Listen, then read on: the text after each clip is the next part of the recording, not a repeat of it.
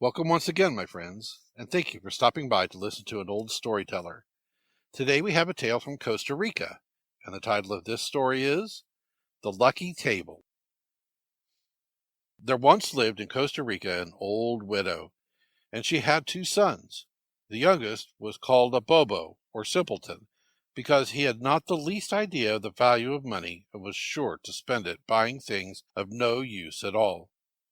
And he was just as bad when he wanted to sell something, for he would take whatever price was offered for his goods, no matter how low it was. Although the old woman and her sons were very poor, they were able to manage for a good long while.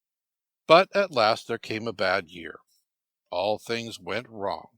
Their little patch of corn dried up, so they had no cornmeal with which to make tortillas. The bean vines were blighted, so they had no black beans to eat with their rice. The yucca roots spoiled.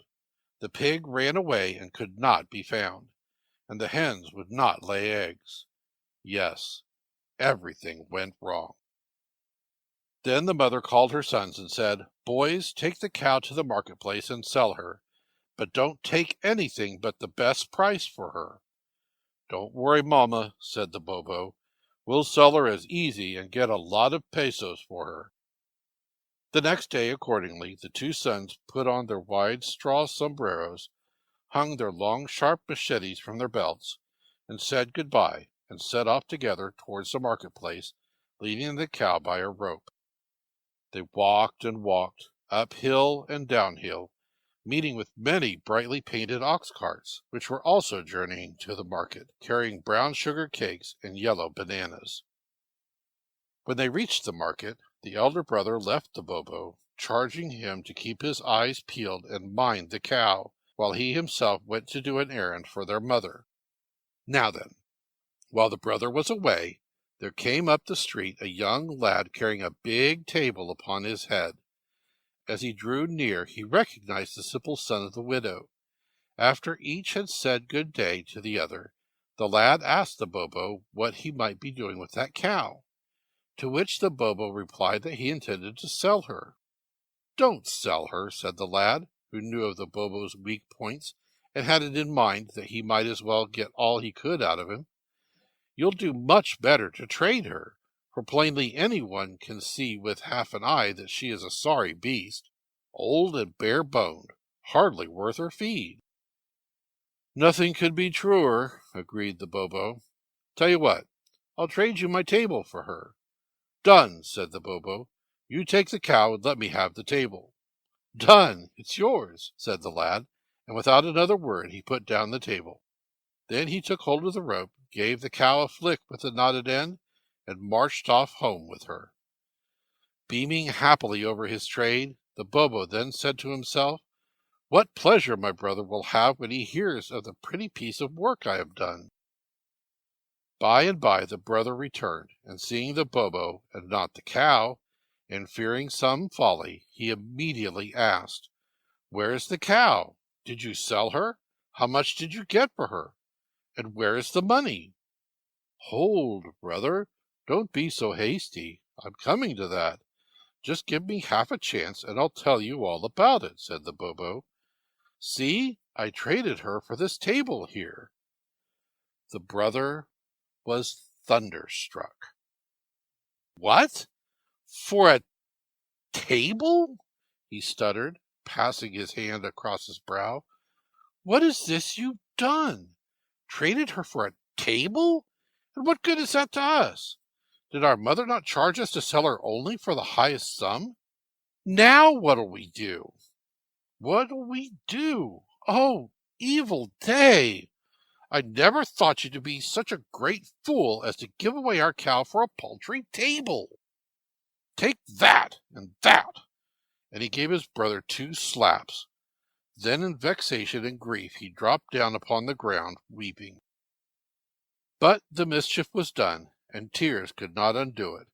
So at length the brother grew calmer and stopped weeping. Seeing there was nothing to be done but go home, this they did. "But," said the brother to the Bobo, "since you made the trade, you shall carry the table home for your pains." Now, it so befell that on their way back they had to pass through a dark forest of tall trees.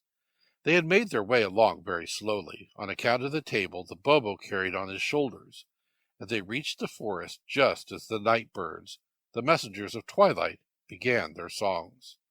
Night was almost upon them. The path was now empty, with not an ox cart or a soul in sight, and the forest ahead looked dark and forbidding. So they resolved to spend the night right where they were. For better protection against the prowling pumas, they decided to climb up and hide in a tall, spreading tree, thick with leaves, which stood by the side of the road. They did not dare leave the table on the ground, for fear it might be stolen. So the brother managed to boost the Bobo up into the tree, with the table still on his back. Scarcely had they settled themselves on a strong bough when they heard a great noise of voices, as if a large gathering of people were approaching. The noise grew louder as it came near the tree. "Shh! Be still!" whispered the elder brother. "Those may be robbers. Let us be very quiet, for if they discover us, they'll surely skin us alive." "Oh, I wouldn't like that," said the Bobo, and he began to shiver and shake so much he almost dropped the table. "Shh! Keep quiet, I say. Don't let another word out of you." Robbers they were indeed, just as the brothers feared, and great rascally fellows all. They approached the tree, and since they were tired, they sat down beneath it and built a fire.